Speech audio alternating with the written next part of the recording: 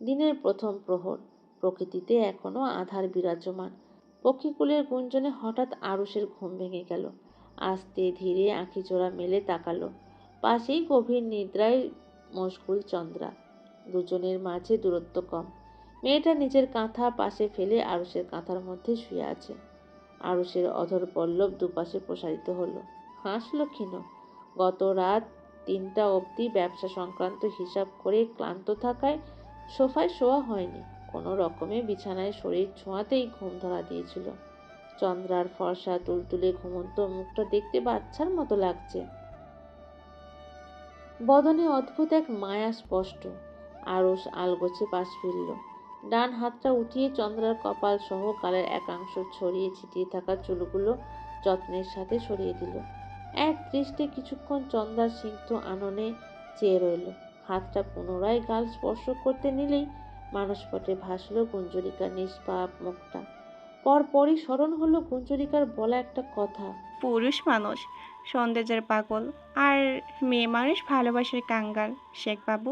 মঞ্জুরিকার বলা সেদিনের কথাতে আরুষ উচ্চ শব্দে শরীর দুলিয়ে হেসেছিল। বুক ফুলিয়ে বলেছিল, পুরুষেরা তাদের শখের নারী ব্যতীত আর কারোর দিকে চোখ তুলেও তাকায় না। অর্ধাঙ্গিনী ব্যতীত সকল নারী তাদের কাছে নিষিদ্ধ, পাপ থাকে। শেষ পর্যন্ত নিজের বলা কথাতেই গুঞ্জরিকা নিজেই লজ্জা পেয়েছিল। অথচ আজ কথাটা আরুষ নিজেই এক প্রকার সত্য প্রমাণিত করল। ছিটকে চন্দ্রার থেকে দূরে সরে এলো।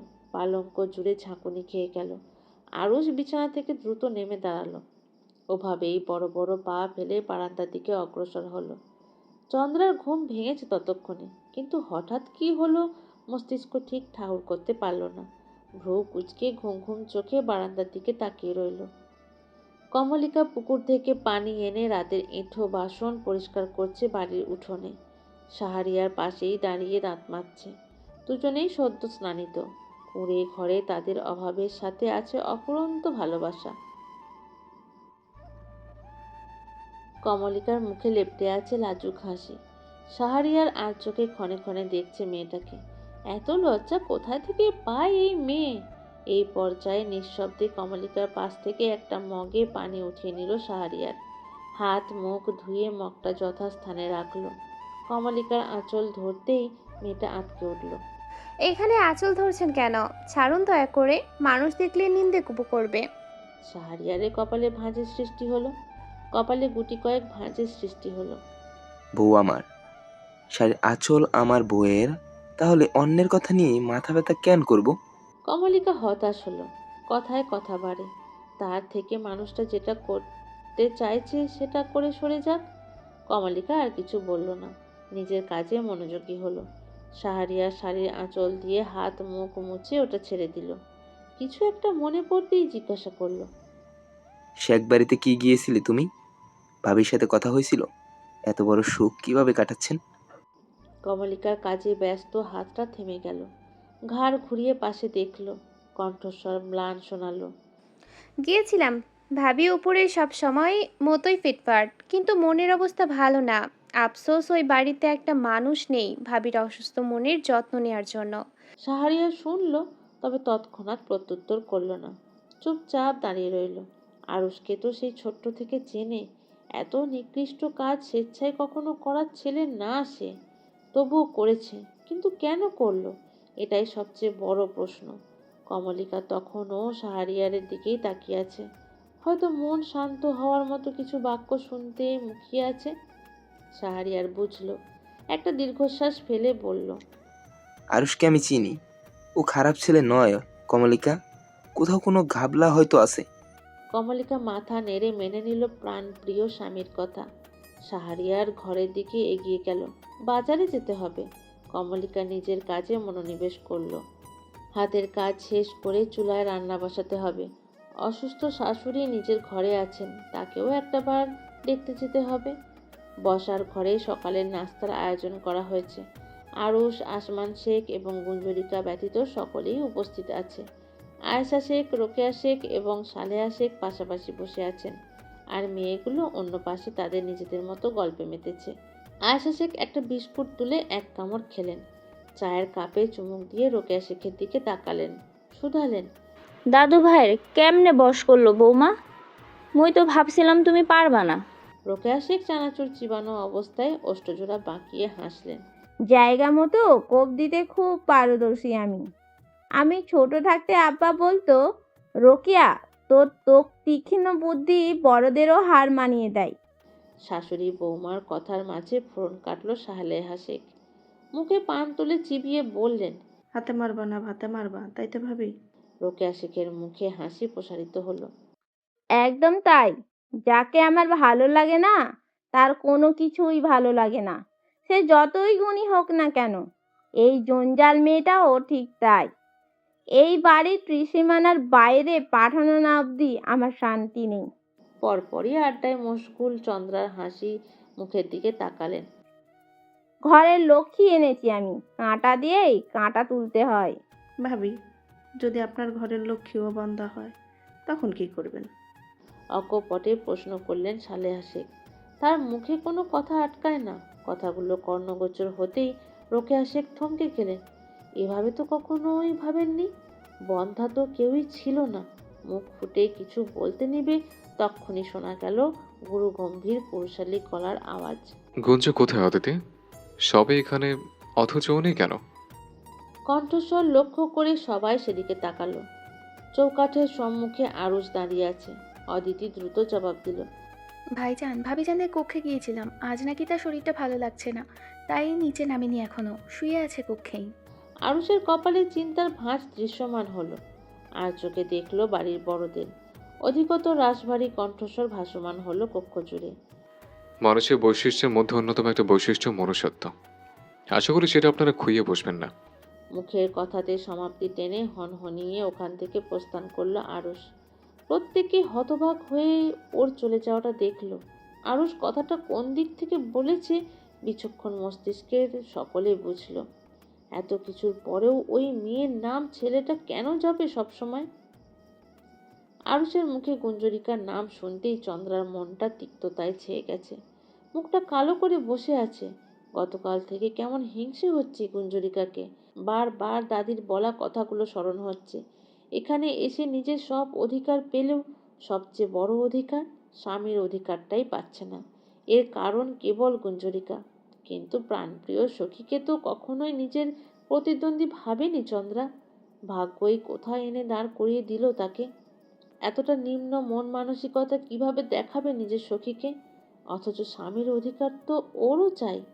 আরও সে চোখে প্রস্ফুটিত গুঞ্জরিকার জন্য যত্ন ভালোবাসা আর দেখতে পারছে না চন্দ্রা। ওকে ভেতর থেকে ভেঙে চুরমার করে দিচ্ছে। এই কয়দিনেই তো হাঁপিয়ে গেল, বাকি জীবন তো এখনো পড়ে আছে। কিভাবে কি করবে? এই দীর্ঘ পথ কিভাবে পাড়ি দিবে? তবে কি লোভ সব শেষ করে দিল? চন্দ্রা আলগোছে আঁখি জোড়া বুঝে নিল। মানসপটে ভাসলো অতীব সাধারণ নিষ্পাপ একটা মুখ, যাকে ওই ছোট্ট জীবনে সবচেয়ে বাজেভাবে ঠকিয়েছে। কানে বাজলো পুরুষালী সুমিষ্ট কণ্ঠে আওড়ানো একটা শব্দ, আমার চন্দ্রাবতী। গুঞ্জরিকা নিজ কক্ষে অবস্থান করছে। পালঙ্কের এক পাশে জড়সড় হয়ে শুয়ে আছে। শরীরের উপরে কাঁথা মেলে দেওয়া। মেয়েদের প্রাকৃতিক সমস্যাটাই হয়েছে। আজ সকাল থেকে পেটের যন্ত্রণায় নিজেকে বিছানা বন্দি করে রেখেছে। অথচ একটা মানুষ নেই যে একটু সঙ্গ দিবে। অসহনীয় যন্ত্রণা সহ শরীরে বিষ ব্যথায় জ্বর আসার উপক্রম। গুঞ্জরিকার বন্ধ নেত্রপল্লব ঘেঁষে পানি গড়িয়ে পড়ল।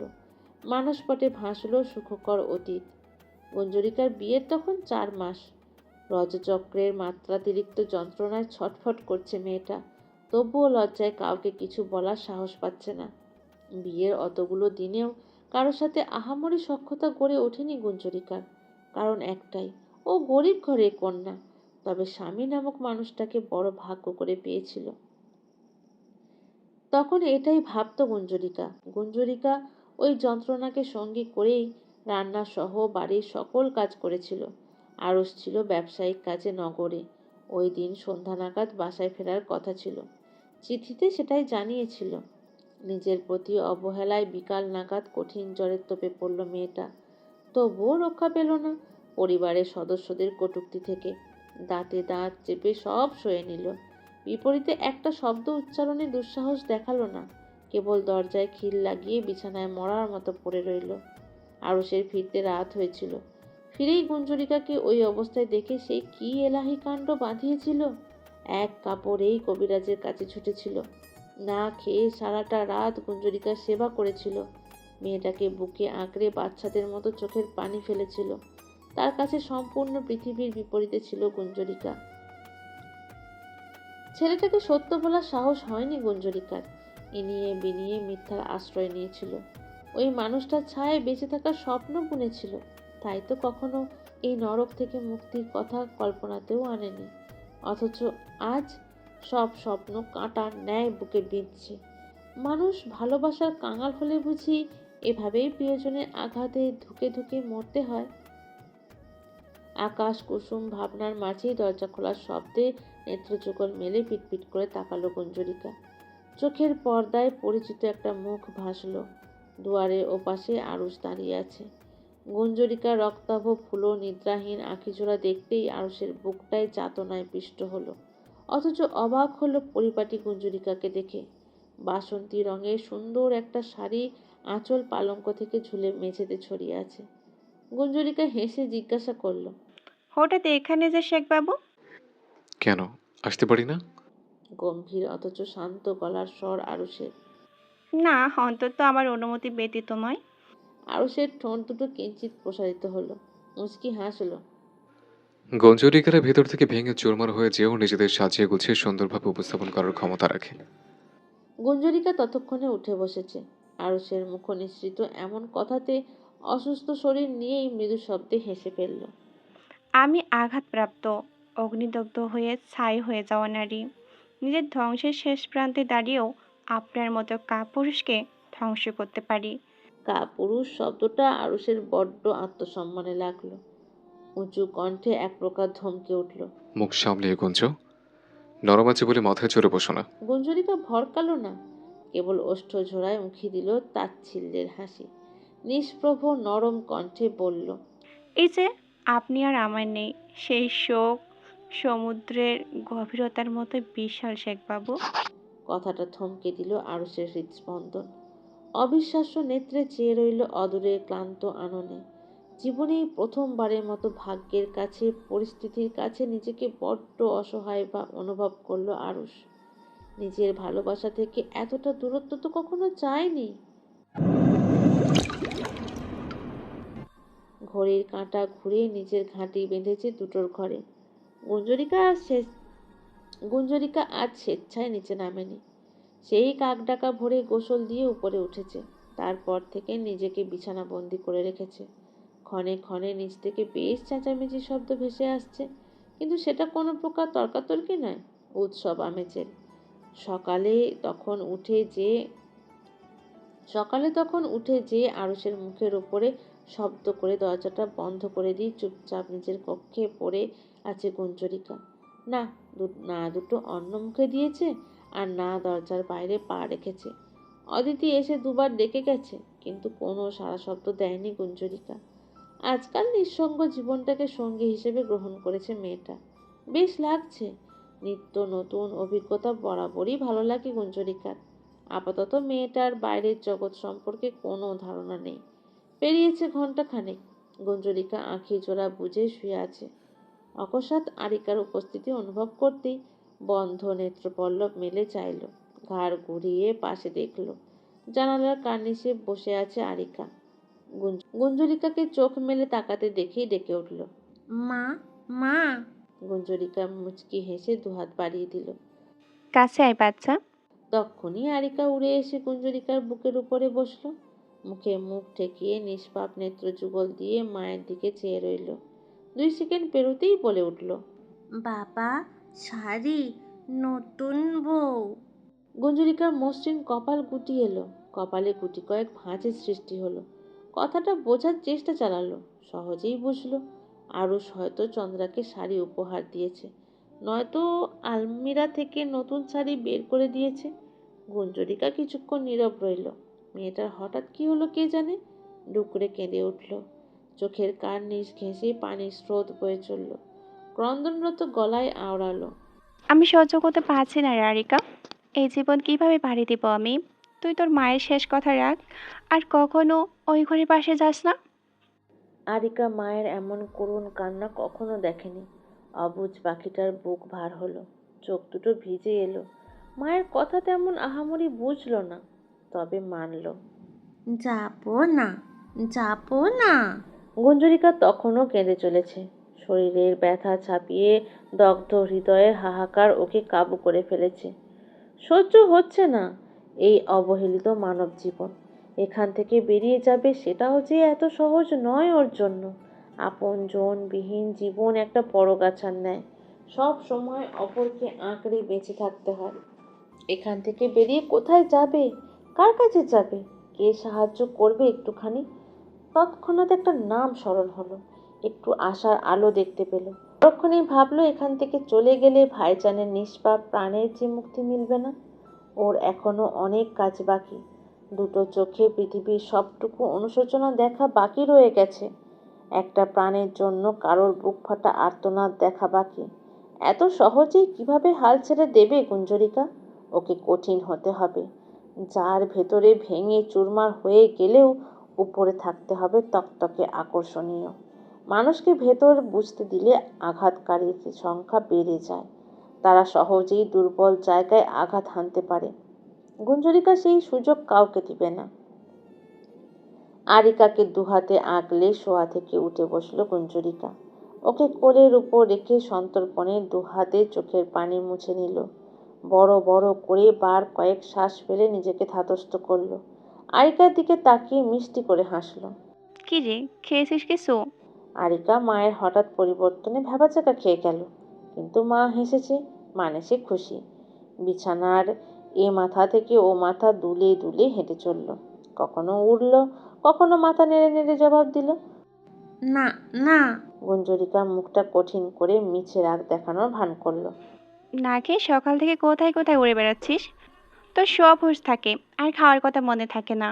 গুঞ্জরিকা আরিকাকে বকা দেওয়ার সাথে সাথেই পাশের টেবিলের উপর রাখা বাদামের কৌটোটা হাতে তুলে নিল। আরিকা এবারও এত ভারী শব্দ বুঝলো না, তবে ওকে যে বকা হচ্ছে সেটা ঠিকই উপলব্ধি করলো। বাচ্চাদের মতো মাথা নামিয়ে ঠোঁট দুটো বিছানায় ছুঁয়ে নিশ্চুপ হয়ে শুয়ে রইল। আঁখি যুগল নিবিষ্ট রইল মায়ের দিকে। সে বোঝাতে চাইছে তাকে বকা দেওয়ায় বিশাল অভিমান হয়েছে তার। গুঞ্জরিকা অবাক হলো বই কি, কি ঢঙ্গি ভাবা যায়। পর মুহূর্তেই ফিক করে হেসে দিল। আরিকাকে দুহাতে তুলে বুকের সাথে জড়িয়ে ধরল। মায়ের উপর তোর এত অভিমান বাচ্চা? সবাই এভাবে অভিমান করে দূরে ঠেলে দিলে আমি কোথায় যাব বলতো? মায়ের কখনো বকা দেবে না তোকে। নে, এবার দ্রুত খেয়ে নে, নিচে যাব আমরা। মায়ের ভালোবাসা পেতেই আরিকার অভিমান জানালা দিয়ে এক ছুটে পালালো। গুঞ্জরিকার হাত থেকে মুক্ত হয়ে উড়ে চলল আর গাইল। খুশি, খুশি, তার না না না না। গুঞ্জরিকা খিলখিলিয়ে হেসে উঠল। টেবিল থেকে বাটি নিয়ে সেটাতে বাদাম ঢেলে রাখলো। আরিকাকে ইশারায় খেতে বলল। পালঙ্ক থেকে নেমে আলমিরার দিকে অগ্রসর হলো। ওর পরিহিত কাপড় পরিবর্তন করবে। শেখ বাড়ির সর্বকোণে আজ উৎসবের আমেজ ছড়িয়েছে। হঠাৎ করেই বেশ ভালো বিত্তশালী একটা পরিবার থেকে সম্বন্ধ এসেছে অদিতির জন্য। গ্রাম প্রধানের আত্মীয় হওয়ার দরুন গ্রামে এসেছেন তারা। থাকবেন আজকের দিনটাই। আজ সকালে আসমান শেখকে আমন্ত্রণ করে সবটা জানিয়েছেন গ্রাম প্রধান। বেশ বেলা করে পরিবারের সকলে জেনেছে, তাই আজকে সন্ধ্যায় শেখ বাড়িতে তাদের নেমন্তন্ন করা হয়েছে। তাদের মেয়ে দেখে পছন্দ হলে সম্পূর্ণ এগোনোর ইচ্ছে আছে সকলের। রান্নাঘরে আজ এলাহি কাণ্ড। হরেক পদের বাঙালি রান্না হচ্ছে সেখানে।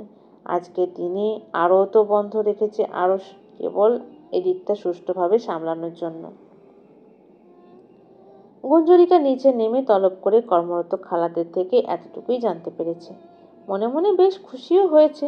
মেয়েরা ভালো একটা পরিবারে গেলে ভালোই লাগে, অন্তত কারোর ওর মতো ভাগ্য না হোক, এতটুকু খুব করে চায় গুঞ্জরিকা। বসার ঘরের সামনের দিকে আছে আরস।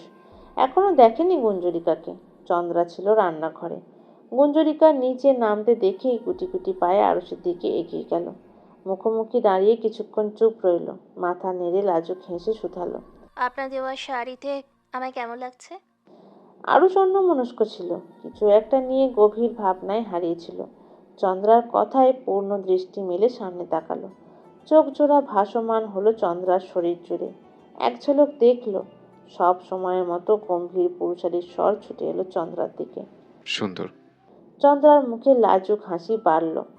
আলগোছে হাত উঠিয়ে কপালের উপর ছড়িয়ে ছিটিয়ে থাকা চুলগুলো কানের পিছনে গুজল। আরুষ আরো কিছু বলতে নিচ্ছিল, কিন্তু আলগোছে পাশ ফিরতেই চোখ আটকে গেল অদূরে সিঁড়িতে দাঁড়ানো নারীতে। গুঞ্জরিকার শরীরে কালো কুচকুচে সুতির একখানা শাড়ি জড়িয়েছে, ফর্সা দেহে রংটা জ্বলছে। সুদীর্ঘ কেশ বিনুনি গেঁথে পিছনে ফেলে রাখা, ঘোমটার নিচ দিয়ে বিনুনিটা দৃশ্যমান। শাড়ির আঁচল গায়ে জড়িয়ে মার্জিতভাবে নিজেকে উপস্থাপন করেছে মেয়েটা। 100 জনের মধ্যেও অনায়াসেই ওই জ্বলন্ত নক্ষত্রটা জ্বলজ্বল করবে। চিনতে একটুও অসুবিধে হবে না। গুঞ্জরিকা সবটাই বুঝলো, এখানে না বোঝার কি আছে। গুঞ্জরিকা তো আর অবুঝ নয়। চন্দ্রার দিকে তাকিয়ে মুচকি হাসলো। এতেই যেন আগুন ধরে গেল চন্দ্রার শরীরে। আরুষের মন্ত্রমুগ্ধের ন্যায় দৃষ্টি উপেক্ষা করে গুঞ্জরিকা রান্নাঘরের দিকে এগিয়ে গেল। কাঁধে আরিকা বসে আছে, মা ব্যতীত কারোর সাথে সে তেমন কথা বলে না। রান্নাঘরের দুয়ারে গুঞ্জরিকাকে দেখেই রোকেয়া শেখ উঁচু গলায় তিক্ত বাণ ছুড়ে বসলেন। এতক্ষণে মহারানী নিচে আসার সময় হলো? ওই অলক্ষণে মুখটা আজ না দেখালেও হতো। শুভ কাজে ওই মুখ দেখলে খারাপ বই ভালো হবে না আমাদের। নিজের কপালে সুখ নেই বলে কারোর কপালে সুখ দেখতে পারে না হতচ্ছাড়ি মেয়ে মানুষ। গুঞ্জরিকা শুনল সবটা, মুখের হাসি বাড়ল। দুঃসময়ে এইসব গায়ে লাগাতে নেই। যতক্ষণ ধৈর্য আছে ততক্ষণ সয়ে যাবে। রান্নাঘরের ভেতরে প্রবেশ করে একটা থালা হাতে তুলে নিল। ভাতের হাঁড়ির দিকে পা বাড়াতে নিলেই আয়েশা শেখ থামিয়ে দিলেন।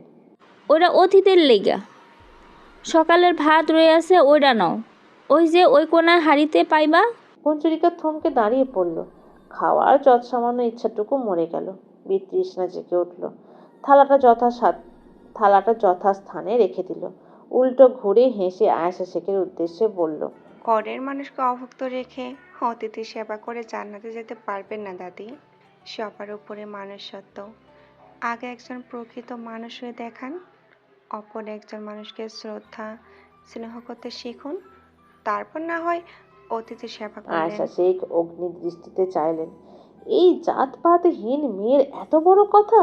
উনি আরো কিছু বলতে নিলেই দেখলেন দরজার ওপাশে আরুষ দাঁড়িয়ে আছে। অমনিই চুপ করে গেলেন, মুখের কথা গিলে নিলেন।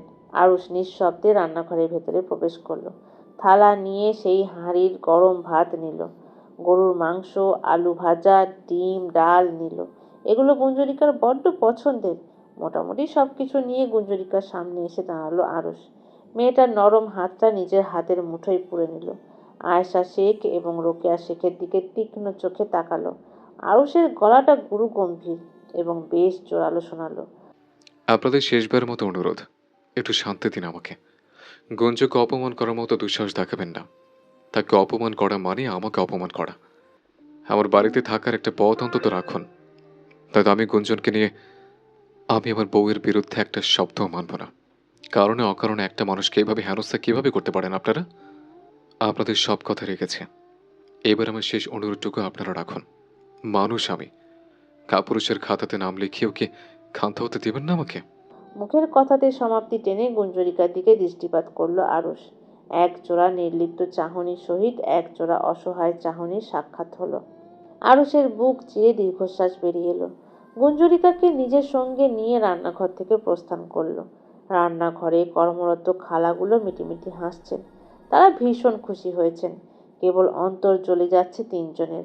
আয়েশা শেখ এবং রোকেয়া শেখ হতভম্ব হয়ে বসে রইলেন। ছেলে তাদের এতটা হাতের বাইরে চলে গেল কবে? রূপে গুণে পরিপূর্ণ নতুন বউ পেয়েও এই মেয়ের প্রতি এত টান কমছে না। কি আশ্চর্য! ওই মেয়ে নির্ঘাত কোনো জাদুটোনা করেছে আরুষকে। দুজন ফিরতি একটা শব্দও উচ্চারণ করল না। গুঞ্জরিকা নিশ্চুপ আছে পুরোটা সময়, কেবল একজন দর্শকের ভূমিকা পালন করলো। কিছু সময় নীরবতাই শ্রেয়। চন্দ্রা এক দৃষ্টে আরুষ এবং গুঞ্জরিকার একসাথে মুষ্টিবদ্ধ হাত জোড়ার দিকে তাকিয়ে আছে। আখির জোড়া পানিতে টলমল করছে। ঠিক সেই সময় কর্ণগোচর হলো অদিতির গলা। একটু মানিয়ে নিন ভাবি। আমার ভাবিজান তো পুরোপুরিভাবে ছেড়ে দিয়েছে ভাইজানকে। ভাগ্যে থাকলে আপনার জালে ঠিক ধরা দেবে। যে মেয়ে প্রাণপ্রিয় স্বামীর কক্ষ ত্যাগ করার ক্ষমতা রাখে, সে কখনো স্বামীকে নিজের শাড়ির আঁচলে বাঁধে না, বাঁধার প্রয়োজন পড়ে না। তার মতো সাহসী সবাই হতে পারে না। আসসালামু আলাইকুম। স্বাগতম আপনাকে ভালোবাসার ডায়েরি চ্যানেলে, যেখানে প্রতিটা গল্পে লুকিয়ে থাকে ভালোবাসা, অনুভূতি আর না বলা কিছু আবেগ। কখনো হাসি, কখনো কষ্ট, আবার কখনো এমন কিছু অনুভূতি যা হয়তো আপনার জীবনকেও ছুঁয়ে যাবে। তাই নিত্য নতুন ভালোবাসার গল্প শুনতে চাইলে এখনই সাবস্ক্রাইব করে আমাদের পরিবারের অংশ হয়ে যান। গুঞ্জরিকা তখন ষোড়শী কিশোরী। বনে বাজারে ছুটে খেলে তার সময় কাটে। সে বছর নদীর বানে ভেসে গেল ওদের গ্রামখানা। অত ভয়াবহ বন্যা নিজের ছোট জীবনে আর দেখেনি গুঞ্জরিকা।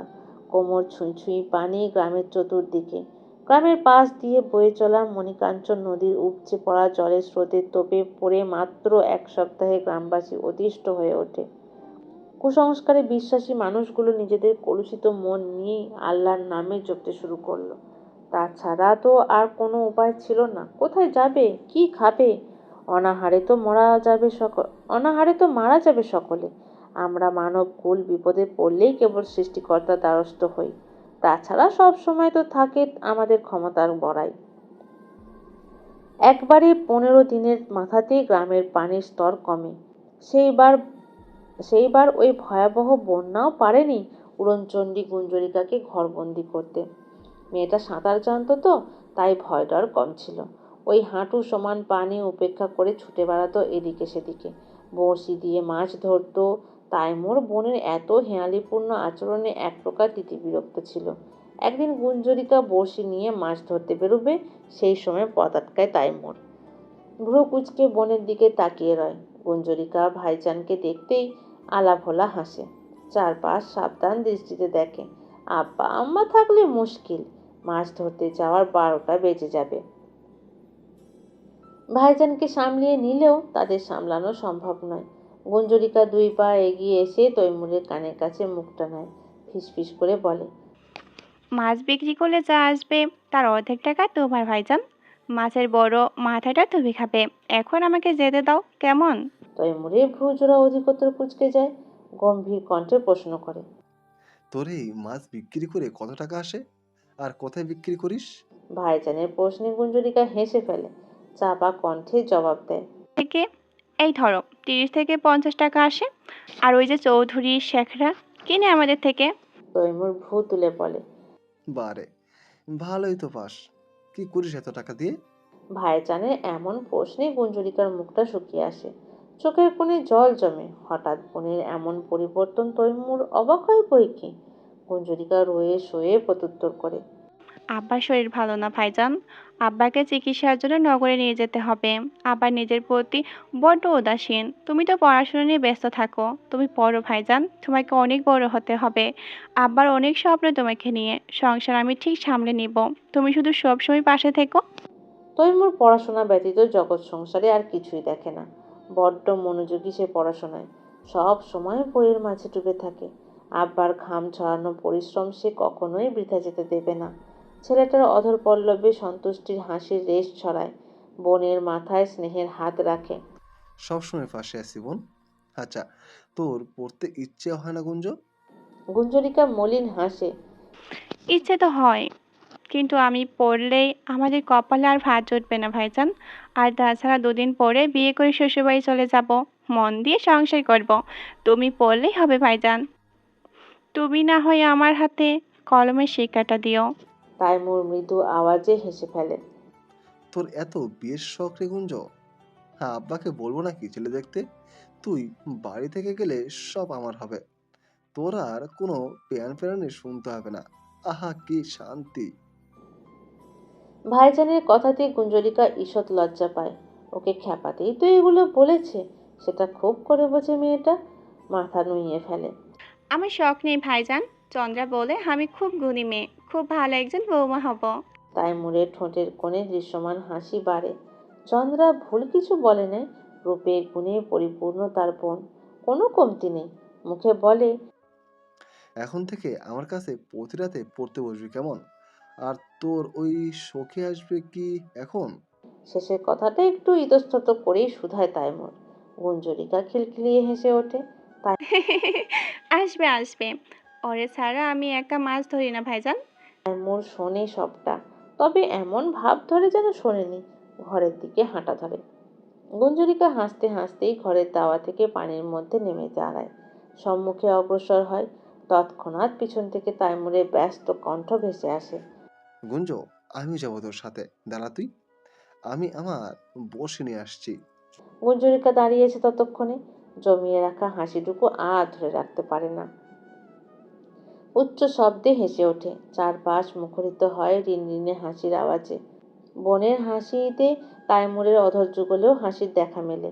ভাই বোনের ভালোবাসা ভীষণ সুন্দর। অতীত এত সুখকর হয় কেন? কোথায় গেল সেই সুবর্ণ দিনগুলো?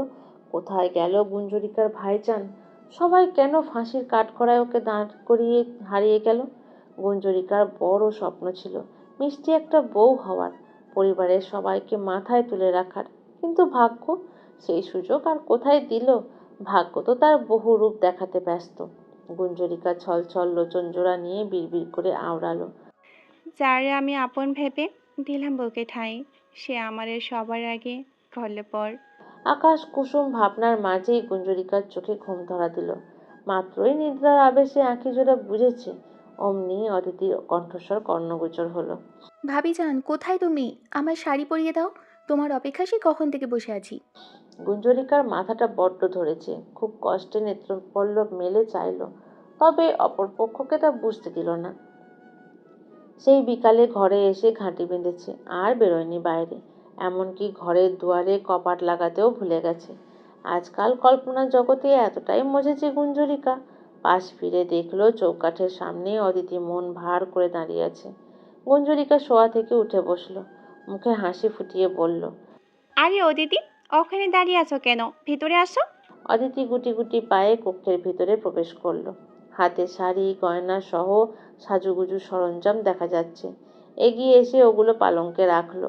পুনরায় যেয়ে দরজাটা লাগিয়ে দিয়ে এলো, বসলো গুঞ্জরিকার সম্মুখে।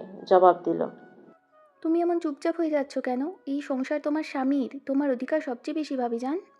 মেয়েটার এহেনো বাচ্চামো কথায় গুঞ্জরিকা মাথা নেড়ে ক্ষীণ হাসলো।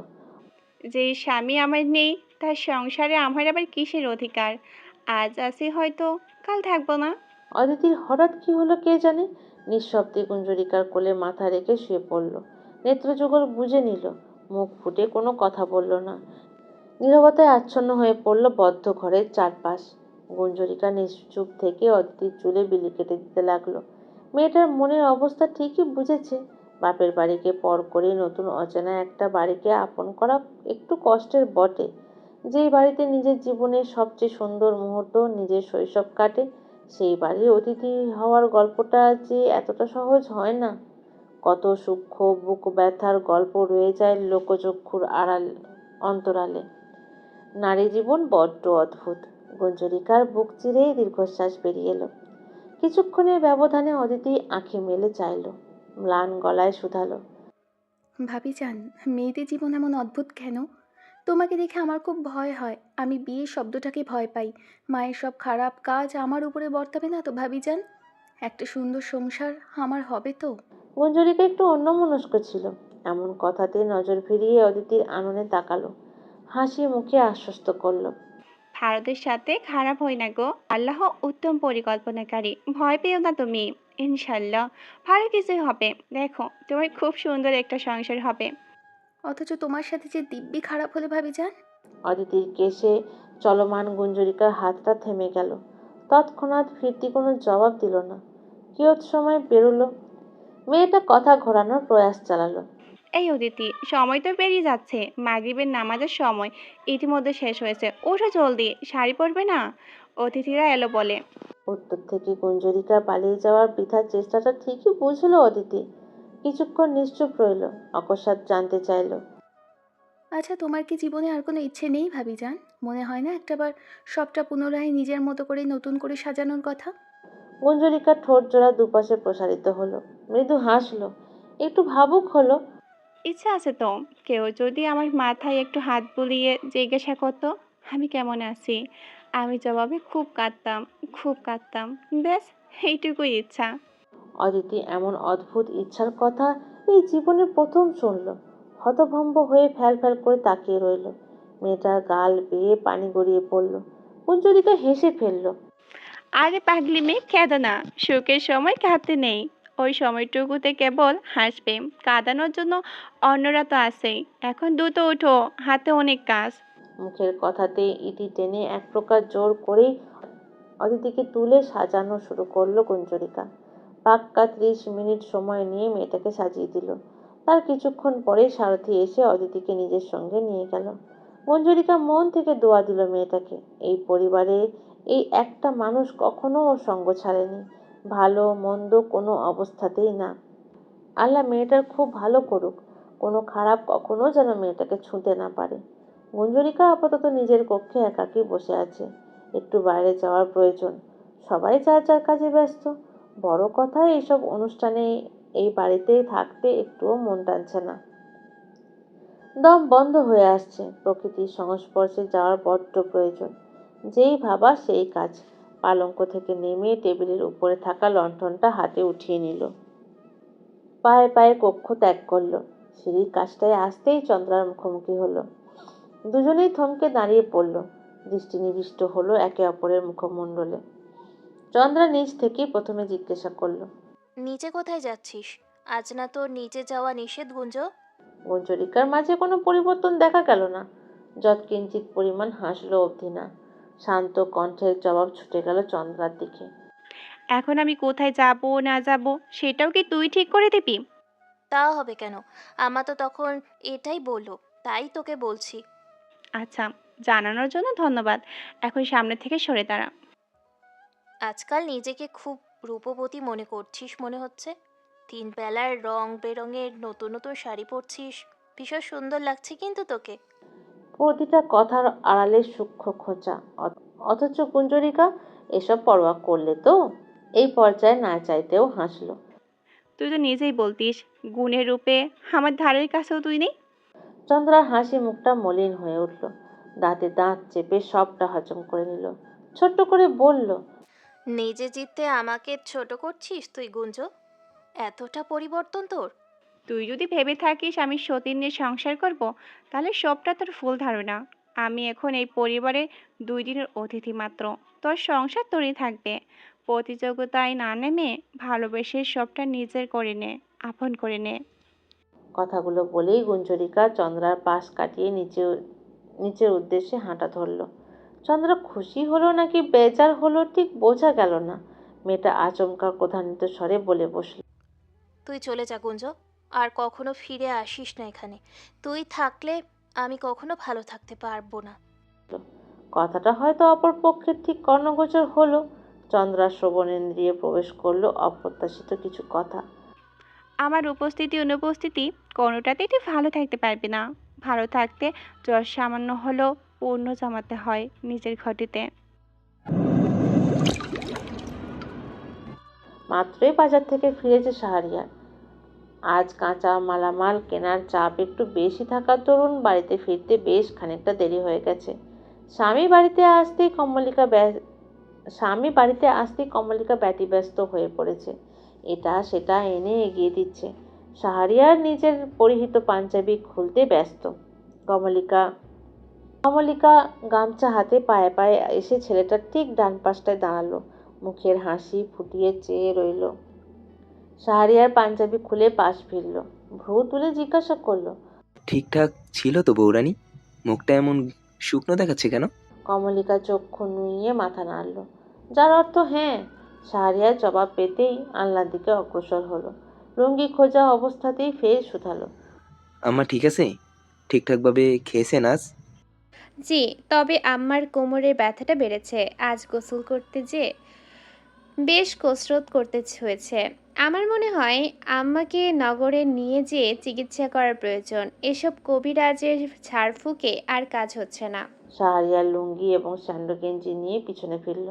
কপালে গুটি কয়েক চিন্তার ভাঁজ দৃশ্যমান হলো। ভ্রু কুঁচকে ভাবলো কিয়ৎকাল, ইশারায় কমলিকাকে গামছাটা দিতে বলল। প্রত্যুত্তর করলো। আচ্ছা, কয়েকদিনের মধ্যেই হাতের কাজ সেরে আম্মাকে নিয়ে নগরেই যাব। ওই মানুষটা ছাড়া আমি বড্ড একা গো বউরানী। কমলিকা সন্তুষ্ট হলো জবাবে। ও নিজের মা নেই, শাশুড়িকে আঁকড়েই বেঁচে আছে। মিষ্টি করে হাসলো মেয়েটা, গামছাটা শাহরিয়ারের হাতে দিয়ে দিল। পরপরই বলল, আজ গোসল না করলে হতো না? এমনিতে আপনার ঠান্ডা লেগে আছে, গরম পানি আছে, ওটা দিয়ে সম্পূর্ণ শরীর মুছে নিলেই তো পারেন। বউয়ের এমন বোকা বোকা কথা শুনতে বেশ ভালো লাগে শাহরিয়ারের। হেসে ফেললো ছেলেটা। সারাদিন ধুলোবালির সাথে থেকে বলছো গোসল না করতে? এই শরীর নিয়ে রাতে আমার ঘুম হবে না। কম করে কয়েক মগ পানি ঢেলে আসি মাথায়। কমলিকা এক কথায় মেনে নিল, বলল, আচ্ছা, আপনি গোসল দিয়ে আসুন, আমি ততক্ষণে খাবার বেড়ে আনি আপনার জন্য। শাহরিয়ার হেসে মাথা নেড়ে উল্টো ঘুরল। সম্মুখে 2 পা এগোতেই থমকে দাঁড়িয়ে পড়ল। বাড়ির উঠান দিয়ে হেঁটে অতীব পরিচিত একজন মানুষ ওদের ঘরের দিকেই আসছে। এই অসময়ে মানুষটাকে দেখে ঈষৎ অবাক হয়েছে বৈকি। পরক্ষণেই নিজেকে স্বাভাবিক করে নিল। কক্ষ থেকে বেরিয়ে সামনে অগ্রসর হলো। দাঁড়িয়ে হাসি মুখে জিজ্ঞেস করলো, আরে ভাবি যে, আসেন ভাবি, কেমন আছেন? গুঞ্জরিকা হেঁটে এসে কমলিকার মুখোমুখি দাঁড়ালো। হাঁপাচ্ছে মেয়েটা, দেখে মনে হচ্ছে এই 5 মিনিট হেঁটে এসেই ক্লান্ত হয়ে পড়েছে। বড় বড় শ্বাস ফেলে নিজেকে ধাতস্থ করলো। মুখে হাসি ফোটানোর প্রয়াস চালালো। ছোট্ট করে বলল, আলহামদুলিল্লাহ, আল্লাহ ভালো রেখেছেন। ভাবি, পানি হবে একটু? অবশ্যই ভাবি, আপনি ঘরের ভেতরে এসে বসুন, আমি এখনই পানি নিয়ে আসছি। গুঞ্জরিকা হ্যাঁ সূচক মাথা দোলালো। কমলিকা জবাব দিয়েই খাওয়ার ঘরের দিকে ছুটল। শাহরিয়ার দুয়ারের সম্মুখে নিশ্চুপ হয়ে দাঁড়িয়ে আছে। পরিচিত সেই হাসি খুশি উজ্জ্বল মুখটা আজ ফ্যাকাশে দেখাচ্ছে। মনে হচ্ছে ওর বোনটা দীর্ঘদিন রক্তশূন্যতায় ভুগছে। গুঞ্জরিকার যখন বিয়ে হয়ে শেখবাড়িতে আসে, তখন শাহরিয়ার অবিবাহিত ভবঘুরে একজন ছেলে। মাঝে মধ্যেই শেখবাড়িতে যাওয়া হতো বন্ধুর সাথে। কথায় কথায় গুঞ্জরিকার সাথে সুসম্পর্ক গড়ে ওঠে। শাহরিয়ারের দয়ার মন, খুব মায়া হতো মেয়েটাকে দেখে। গুঞ্জরিকা যখন মন ভার করে বলতো ওর সাতকুলে কেউ নেই, তখন শাহরিয়ারের বুক ভার হতো। ভাইয়ের স্নেহের হাতটা মাথার উপরে রাখতো। সেই থেকে ভাই বোনের সুন্দর একটা সম্পর্ক বিদ্যমান দুজনের মাঝে। যে কোনো সুখকর সময় কিংবা বিপদে মেয়েটা সবার আগেই শাহরিয়ারকে স্মরণ করে। আজও হয়তো তার ব্যতিক্রম নয়। শাহরিয়ার ঠোঁটের কোণে হাসি ফুটিয়ে শুধালো, ভাবি, আপনার শরীর খারাপ নাকি? দেখে তো অসুস্থ মনে হচ্ছে। ভিতরে এসে বসুন আগে। কথাটা বলেই দরজার সামনে থেকে সরে দাঁড়ালো শাহরিয়ার। গুঞ্জরিকা নিঃশব্দে কক্ষে প্রবেশ করে বিছানায় বসলো। মাথাটা কেমন ঝিমঝিম করছে, বুকটা শব্দ তুলে লাফাচ্ছে, অথচ কারণ অজানা মেয়েটার নিকট। কিছুক্ষণ চুপ থেকে রয়ে সয়ে উত্তর দিল, আমি ঠিক আছে ভাইজান, আপনার সাথে কথা ছিল কিছু। পরক্ষণেই নজর শাহরিয়ারের দিকে পড়তেই বলে উঠল, দুঃখিত অসময়ে আসার জন্য। আপনি আগে হাতের কাজ সেরে আসুন ভাইজান, আমি অপেক্ষা করছি। শাহরিয়ার বাধ্যের মতো মাথা নাড়ল। রাত হয়ে যাচ্ছে, সময় ক্রমশ পেরিয়ে চলছে। দেরি হলে সমস্যা, জবাব দিল। আচ্ছা ভাবি, আপনি বসুন, আমি সময় নিব না। গুঞ্জরিকা মাথা নেড়ে সম্মতি দিল। শাহরিয়ার হেসে দ্রুত পায়ে প্রস্থান করলো। ততক্ষণে কমলিকা এসে পাশে দাঁড়িয়েছে। একেবারে ভাত নিয়ে এসেছে। মেয়েটার পাগলামিতে গুঞ্জরিকার চক্ষু চড়ক গাছ। আশ্চর্য হয়ে জানতে চাইল, আপনি পাগল হয়েছেন ভাবি? আমি এখন কিচ্ছুটি খাবো না, ভাইজানের সাথে দুটো প্রয়োজনীয় কথা বলেই চলে যাব। কমলিকা হাতের থালা এবং পানির মগ টেবিলের উপর রাখলো। এগিয়ে এসে গুঞ্জরিকার পাশে বসে ওকে 2 হাতে নিজের সাথে জড়িয়ে ধরল। মেয়েটার আকস্মিক এমন কাজে গুঞ্জরিকা চমকালো। কমলিকা নরম আদুরে গলায় আবদার করলো, আপনি আমার বড় বোনের মতো ভাবি, আমার কোনো বড় বোন নেই। ছোট বোনের কথাটা রাখুন, 2 লোকমা হলেও মুখে দিন, না হলে আমার মন শান্ত হবে না। এত আহ্লাদ, এত নিঃস্বার্থ ভালোবাসা পেতেই গুঞ্জরিকার চোখের কোণে পানি জমলো। সেই দুপুরে ভাত খায়নি গুঞ্জরিকা। ওই ভাতের দানা গলা দিয়ে নামতো না। দোতলায় উঠেই এক ঝটকায় নিজের হাতটা সরিয়ে নিয়েছিল অপর পক্ষের হাতের মুঠো থেকে। বেশ শক্ত করে দুটো কথাও শুনিয়েছিল। আজকাল ওই মানুষটার সান্নিধ্য বড্ড পীড়া দেয় গুঞ্জরিকাকে। মানুষটা অসহায় চাহনিতে গুঞ্জরিকার দিকে তাকিয়েছিল। হয়তো চেয়েও থামাতে পারেনি, জোর খাটাতে পারেনি আর। গুঞ্জরিকা পিছু ফিরে দেখেনি। অযথা মায়া বাড়িয়ে লাভ কি? যে স্টেশন পেরিয়ে এসেছে সেখানে ফিরে কেন দেখবে? কক্ষে ঢুকেই শরীরের ভার ছেড়ে দিয়েছিল পালঙ্কে। খুব কেঁদেছিল, বুক উজাড় করে কেঁদেছিল মেয়েটা। নিজের অহেতুক ভাবনার স্বেচ্ছায় ইতি টানল গুঞ্জরিকা। নিজেকে সামলিয়ে দুহাতে উঠিয়ে আলগোছে কমলিকার পিঠে উপর রাখলো। মুচকি হাসলো। এইভাবে আবদার করলে না রেখে পারি? কমলিকা খুশিতে গদগদ হয়ে উঠল। গুঞ্জরিকাকে ছেড়ে দাঁড়ালো। হাত ধুয়ে এসে খাবারের থালা হাতে এগিয়ে গেল। আমি আপনাকে খাইয়ে দেই ভাবি। গুঞ্জরিকার মুখের হাসি বাড়ল, মাথা নাড়ল। জি, অবশ্যই। কমলিকার অনুমতি পেতেই তড়িঘড়ি করে পাশে এসে বসল। ভাত মেখে গুঞ্জরিকার মুখের সামনে এক লোকমা ধরল। গুঞ্জরিকা জলপূর্ণ ছলছল নেত্র যুগল নিয়ে কয়েক সেকেন্ড চেয়ে রইল। পর মুহূর্তেই খাবারটুকু মুখে নিল। কিছু মানুষ থাকে অসাধারণ, তাদের সাথে আমাদের রক্তের কোনো সম্পর্ক থাকে না, অথচ দিব্যি তারা আমাদের ভরসার স্থল হয়ে ওঠে। দুর্দিনে কেবল তাদের সঙ্গই পাওয়া যায়। বহুমাত্রিক স্বার্থের এই পৃথিবীতে স্বার্থান্বেষী মানুষের ভিড়ে এখনো কিছু সৎ চমৎকার মনের মানুষ রয়ে গেছে। তাই তো পৃথিবী এখনো মানুষের বসবাসযোগ্য আছে। অসহায়েরা বাঁচার স্বপ্ন দেখতে পারে। শেখ বাড়ির পরিবেশ হাসি ঠাট্টায় মুখরিত। আমন্ত্রিত অতিথিদের পায়ের ধুলো পড়েছে ইতোমধ্যে বাড়িতে। ক্ষণে ক্ষণে বসার ঘর থেকে ভেসে আসছে উচ্চ হাসির আওয়াজ। পরিবারের প্রায় সকলে অতিথিদের সাথে সেখানেই উপস্থিত। সবাই খুশির আমেজে মেতে থাকলেও আরুষের মুখমণ্ডল গম্ভীর দেখাচ্ছে। গুঞ্জরিকাকে সে শাহরিয়ারদের বাড়ির দিকে যেতে দেখেছে। আর এখানেই দুশ্চিন্তা। শাহরিয়ার গুঞ্জরিকার সবচেয়ে বড় বিশ্বাসের স্থল। নতুন কোনো উপায় ছেলেটা ঠিক খুঁজে দিবে। গুঞ্জরিকাকে কোনোভাবেই হারাতে পারবে না আরুষ, কোনোভাবেই না। তাকে বাদ দিয়ে প্রয়োজনে যতটা করতে হয় করবে। নিজের নাম খারাপের প্রয়োজন পড়লেও করবে। যদিও তার যৎসামান্য বাকি অবধি নেই। আকাশ কুসুম ভাবনার মাঝে আরুষের কর্ণগোচর হলো পাত্রের পিতার কণ্ঠস্বর। আরুষ বাবা, তোমার বউ মানে আমাদের বৌমা কোথায়? তাকে তো কোথাও দেখছি না। আরুষ একটু নড়ে চড়ে বসলো। মেঝেতে নিবিষ্ট দৃষ্টি তুলে ওনার দিকে তাকালো, হাসার চেষ্টা করলো। জবাবে গুরু গম্ভীর কণ্ঠস্বর ভাসমান হলো কক্ষ জুড়ে। আমার বউ বাড়িতে নেই, বাড়িতে এলে পরিচয় করে দেওয়া হবে। এত রাতে বাড়ির বউ বাইরে কোথাও গেছে, বিষয়টা একটু দৃষ্টিকটু বটে। তবে তামজাদ চৌধুরী নামের ভদ্রলোক সেসব গোনায় ধরলেন না, হাসলেন। আচ্ছা বাবা। ঘাড় ঘুরিয়ে আসমান শেখের দিকে চাইলেন। ভাইজান, তাহলে মেয়েকে নিয়ে আসতে বলুন, আমরা কথা এগোবো। আড্ডা তো অনেক হলো, এইবার আসল কাজে আসি। আসমান শেখ দ্রুত মাথা নেড়ে সম্মতি দিলেন। জি ভাইজান, অবশ্যই। পরপরই সারথীকে ইশারা করলেন অদিতিকে বসার কক্ষে আনার জন্য। সারথী ইশারায় আচ্ছা বুঝিয়ে ঘর থেকে প্রস্থান করল। মিনিট পাঁচেকের ব্যবধানে কক্ষের সম্মুখে অদিতিকে নিয়ে হাজির হলো চন্দ্রা। পিছনে সারথীও আছে। অদিতি সালাম দিল সকলের উদ্দেশ্যে। উপস্থিত সকলে বিড়বিড় করে উত্তর দিল। চন্দ্রা অদিতিকে সঙ্গে নিয়ে শ্লথ গতিতে এগিয়ে এসে আরুষের পাশে বসিয়ে দিল। নিজেও ওর পাশেই দাঁড়ালো। সারথী এসে পুনরায় মায়ের পাশেই বসলো। এক দেখাতেই পাত্রপক্ষের মেয়ে পছন্দ হয়ে গেল। পাত্রপক্ষের সবাই সমস্বরে আওড়ালেন মাশাআল্লাহ। ইতোমধ্যে সবার সাথে পরিচয় পর্ব শেষ হয়েছে। নতুন আরও একটা মুখ দেখতেই তামজাদ চৌধুরী জিজ্ঞাসা করলেন, এটা কি আমাদের বৌমা? আয়েশা শেখ খুশিতে গদগদ হয়ে পড়লেন। তাৎক্ষণিক জবাব দিলেন, জি। অথচ মুখের কথাতে সমাপ্তি টানতে পারলেন না। ওখানে থামিয়ে দিলেন অদিতি। বলে উঠল, ভাবি আমাদের পরিবারের নতুন সদস্য, ভাইজানের দ্বিতীয় স্ত্রী। আমার ভাবিজান একটু প্রয়োজনে বাইরে গেছে, ফিরে আসবে কিছু সময়ের মধ্যেই। পরিবারের সকলের মুখমণ্ডল থমথমে হয়ে উঠল। কেবল হাসির দেখা মিলল আরুষ এবং আসমান শেখের অধৈর্য বলে।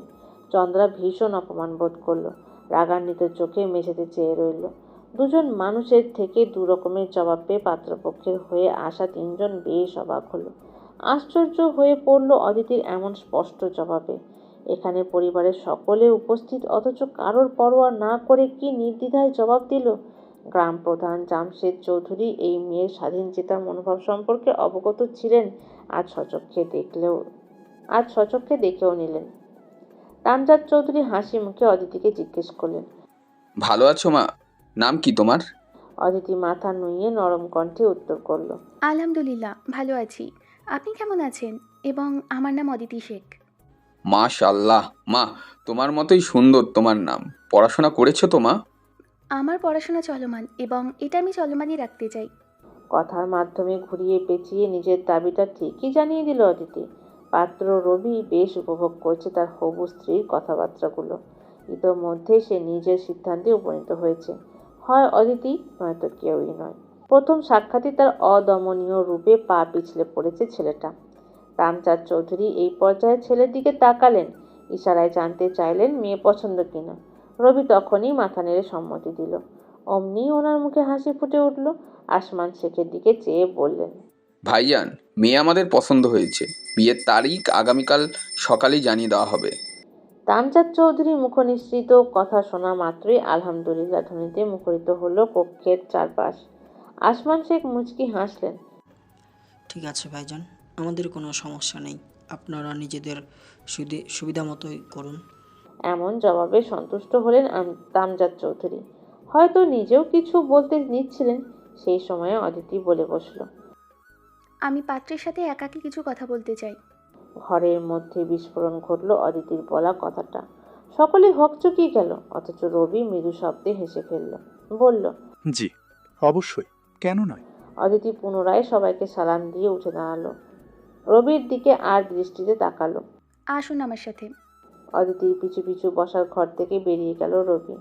গুরুজনেরা ফ্যাল করে ওদের প্রস্থান দেখল। চন্দ্রা দাঁতে দাঁত পিষে দাঁড়িয়ে আছে। এই মেয়েকেও এখন আর সহ্য হচ্ছে না। চন্দ্রার অচেতন মন মস্তিষ্ক আরও একজনকে নিজের প্রতিদ্বন্দ্বী বানিয়ে বসল, যার দায় কেবল নিজের। ভাইজান, আমার একটা সাহায্য প্রয়োজন। গুঞ্জরিকা কথাটা বলেই থামল।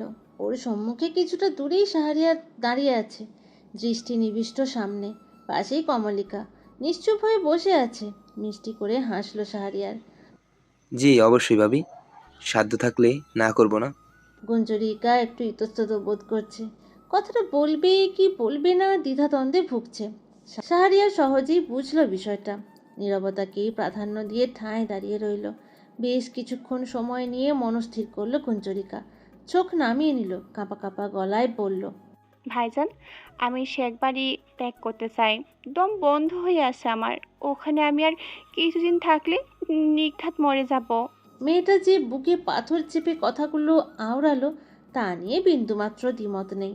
কমলিকার নেত্রজোড়া ছলছল করে উঠল। মানুষ ভাগ্যের কাছে ঠিক কতটা অসহায় হলে নিজের শখে সংসার ছাড়তে চায়। শাহরিয়ার এটুকুতেই বুঝে ফেললো মেয়েটা কি বোঝাতে চাইছে। সেদিকেই কথা এগোলো। আপনার বাবার বাড়িতে ফিরে যেতে চাচ্ছেন ভাবি? গুঞ্জরিকার দৃষ্টি সরল, মেঝেতে নিবদ্ধ চোখ তুলে চাইল। শাহরিয়ারের দিকে তাকিয়ে উত্তর দিল, না ভাইজান। তাহলে? ওই ভিটেতে আমি পা রাখবো না ভাইজান। তারা আমার কথা ভাবেনি। আমি আর কখনো ওখানে যাব না, কখনো না। আমি কি তাহলে অন্য কোনো জায়গা খুঁজবো ভাবি? আমার আব্বার নদীর চরে একটা জমি আছে ভাইজান, ওইটার দলিল আমার কাছে আছে। আমি দলিলখানা আপনার কাছে এনে দিলে জায়গাটা আমার এতটুকু কি নিশ্চিত করে দিতে পারবেন ভাইজান? শাহরিয়ার তৎক্ষণাৎ জবাব দিল না। ভাবলো অত্যল্প 2-1 দিনের মধ্যে নগরে যাবে আম্মাকে নিয়ে। তাহলে পৌরসভা থেকে জমি জমার বিষয়টাও ঠিক করে আনা সম্ভব হবে। সবটা অধিকতর সহজ হবে। প্রত্যুত্তর করল, আপনি আমাকে আগামীকাল সকালে দলিলখানা এনে দিয়েন ভাবি। আমি হয়তো পরশুদিন নগরে যেতে পারি, আর সম্ভব হলে জায়গাটা একটাবার দেখে আসবেন। এখন কি অবস্থায় আছে আমাকে জানালে কাজ করতে সহজ হবে। সহমত পোষণ করলো গুঞ্জরিকা। আচ্ছা ভাইজান, আমি আগামীকালই যাব। একটু থামলো, কিছু একটা ভেবে অনুরোধের সুরে বলল, আপনার বন্ধুকে এইসবে কিছু জানাবেন না ভাইজান। আমার ভালোর এতটুকু করবেন দয়া করে। শাহরিয়ার এক বাক্যেই মেনে নিল। এমনিতেও সে আরুষকে কিছুই জানাতো না। আরুষের এই কাজের জন্য নিজেও একটু মনক্ষুণ্ণ হয়েছে বটে, কিন্তু বন্ধুত্বের খাতিরে প্রকাশ করতে পারছে না। সবচেয়ে বড় কথা, ছেলেটার মুখটা দেখলে বড্ড মায়া লাগে আজকাল। শাহরিয়ার আশ্বস্ত করলো। এখানে উপস্থিত আমরা 3 জন ব্যতীত আর কেউ জানবে না ভাবি। আপনি চিন্তা করবেন না, শুধু এই অদমের উপরে একটু ভরসা রাখবেন, তাহলেই চলবে। গুঞ্জরিকা খুব সন্তুষ্ট হলো, অধৈর্য করে হাসি ফুটিয়ে উঠে দাঁড়ালো, বিদায় নিল সকলের থেকে। আজ তবে আসি, বেশ খানিকটা রাত হয়ে এসেছে। টেবিলের উপর থেকে নিজের আনা লণ্ঠনখানা তুলে নিল গুঞ্জরিকা। মেয়েটাকে যেতে দেওয়ার ইচ্ছে না থাকলেও থামাতে পারল না কেউই। বেশি রাত হয়ে গেলে তখন ঝড় যাবে গুঞ্জরিকার উপর দিয়ে। শেখ পরিবারের মানুষগুলো ভালো হলে তো হতোই। কমলিকা নিজেও উঠে এলো, শাহরিয়ারের উদ্দেশ্যে বলল, আপনি থাকুন বাড়িতে, মায়ের দিকে খেয়াল রাখবেন। আমি ভাবিকে একটু এগিয়ে দিয়ে আসি। সাথে সাথেই না করে দিল গুঞ্জরিকা। না না ভাবি, আপনার আশা লাগবে না, আমি চলে যেতে পারবো। কমলিকা শুনল না কোনো নিষেধাজ্ঞা, সে যাবেই সাথে। ওদিকে গুঞ্জরিকা চায় না রাত বিরেতে কমলিকা তার সাথে যাক, কারণ আসার সময় সেই তো একাই হয়ে যাবে। দুপক্ষের আলোচনায় শেষ পর্যন্ত বাড়ির আঙিনার শেষ অবধি যাওয়ার কথা ঠিক হলো। গুঞ্জরিকা অনিচ্ছা নিয়েই মানতে বাধ্য হলো। স্লথ গতিতে হেঁটে ঘর থেকে বেরিয়ে গেল। পিছু পিছু হাঁটলো কমলিকা। ঘরের দাওয়ায় দাঁড়িয়ে এক দৃষ্টিতে ওদের দিকে চেয়ে রইল শাহরিয়ার। প্রথম সাক্ষাতেই আমাকে নিজের স্ত্রীর উপযুক্ত মনে করার কারণ কি চৌধুরী সাহেব? অদিতির মুখ নিঃসৃত প্রশ্নে রবি ক্ষীণ হাসল।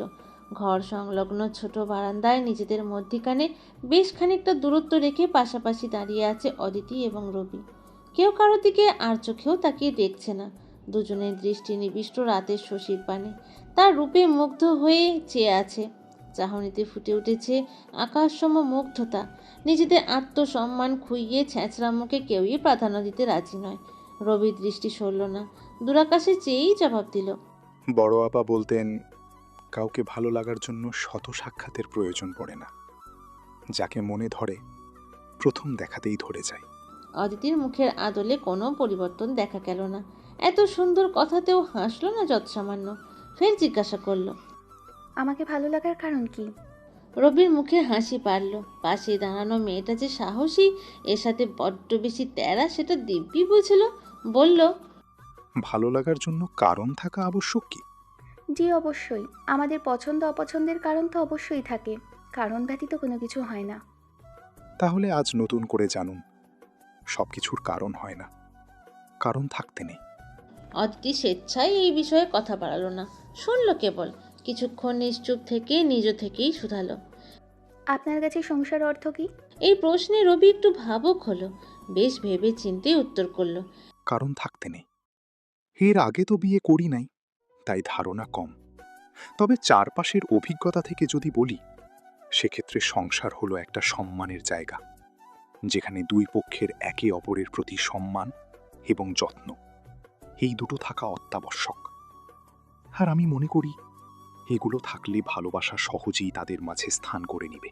এতক্ষণে অদিতির ঠোঁটের কোণ ঘেঁষে সরু হাসির রেখা দৃশ্যমান হলো, তবে কণ্ঠস্বর আগের ন্যায় কঠিন শোনালো। বলার চেয়ে মেনে চলা কঠিন।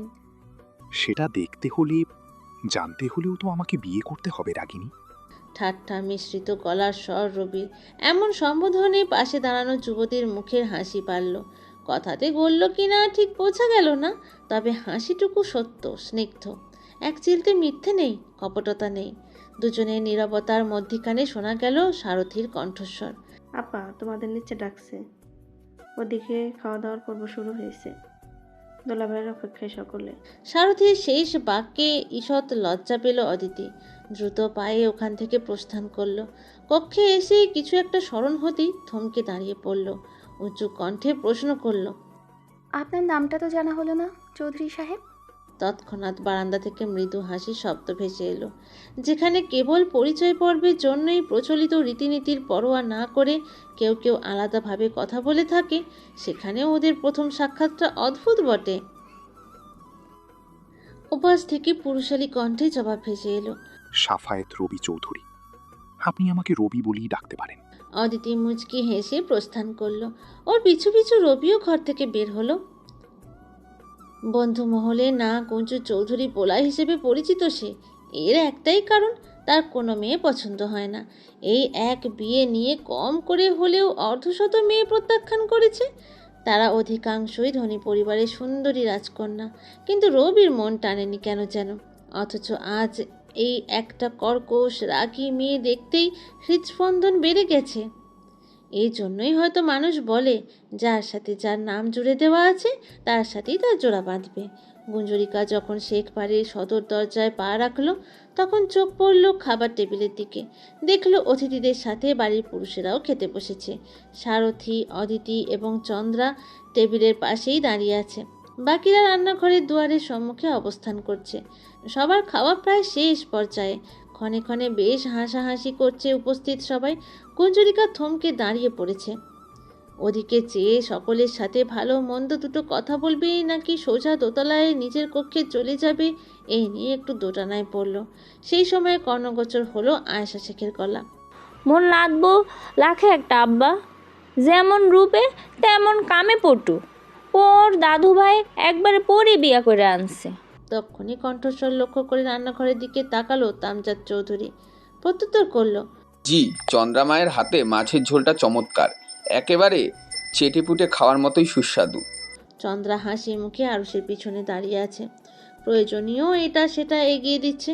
স্বামী সেবায় নিয়োজিত সে। সব দেখে কুঞ্জরিকার ক্লান্ত আননে হাসির রেশ ছাড়ালো। মনস্থির করলো ওদিকটাতেই যাবে। পায়ে পায়ে অগ্রসর হলো খাবার টেবিলের দিকে। ওকে দেখতেই অদিতি খুশিতে আত্মহারা হয়ে পড়ল। বড় বড় পা ফেলে এগিয়ে এলো, দু হাতে চাপটে জড়িয়ে ধরলো। ততক্ষণে সবাই তাকিয়েছে ওদের দিকে। অদিতি গুঞ্জরিকার হাত ধরে নিয়ে এসে সকলের সাথে পরিচয় করে দিল। আমার ভাবিজান গুঞ্জরিকা প্রামাণিক। গুঞ্জরিকা হেসে সালাম জানালো উপস্থিত সকলকে। আসসালামু আলাইকুম, কেমন আছেন আপনারা সবাই? শুনল সকলে, সালামের জবাব দিল। তামজাদ চৌধুরী অবাক হয়ে একবার চন্দ্রার দিকে দেখল, আর একবার গুঞ্জরিকাকে। হয়তো মনের কোণে একটা প্রশ্ন উঁকি দিল, এত সুন্দরী মিষ্টি কণ্ঠের বউ থাকতে আরেকটা বিয়ে কেন? তবে মনের কথা প্রকাশ করলেন না, হেসে জবাব দিলেন, ওয়ালাইকুম আসসালাম মা, আমি আমজাদ চৌধুরী, পাত্রের বাবা। গুঞ্জরিকা হেসে মাথা নাড়ল। ও আচ্ছা। পাশ থেকে রবি বলে উঠল, ভাবি, আপনাকে অনেকক্ষণ ধরে খুঁজছিলাম। চৌধুরী বাড়িতে আপনার কথা শুনেছিলাম কামনা আপার কাছে। আপনার বন্ধু ছিলেন নাকি আপা? গুঞ্জরিকার মুখে হাসি বাড়ল। জি, আমরা একসাথে পড়েছিলাম। আমার বিয়ের পরে যখন বিশ্ববিদ্যালয়ে ভর্তি হলাম, তখন কামনা আমার বন্ধু ছিল। জি ভাবি, আপা ওইটাই বলল। কামনাকে আসতে বলো এখানে। আমি গত মাসে খোঁজ নিয়েছিলাম, তখন কামনা শ্বশুর বাড়িতে ছিল।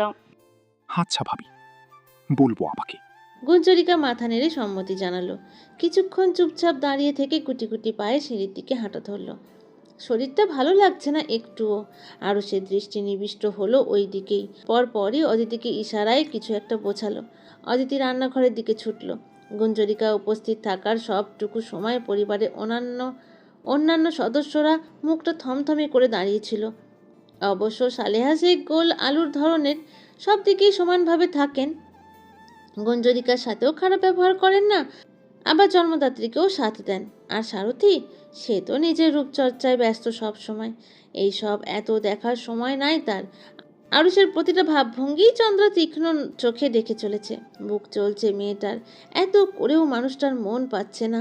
যদি গুঞ্জর জন্য এতই ভালোবাসা থাকবে, তাহলে তাকে কেন বিয়ে করলো? এত অবহেলা, এত কষ্টের জীবন দেওয়ার জন্য? চারপাশ হাত রেও উত্তর মিলল না। চন্দ্রার বুক চিরে দীর্ঘশ্বাস বেরিয়ে এলো। মুখটা কালো করে চুপচাপ দাঁড়িয়ে রইল।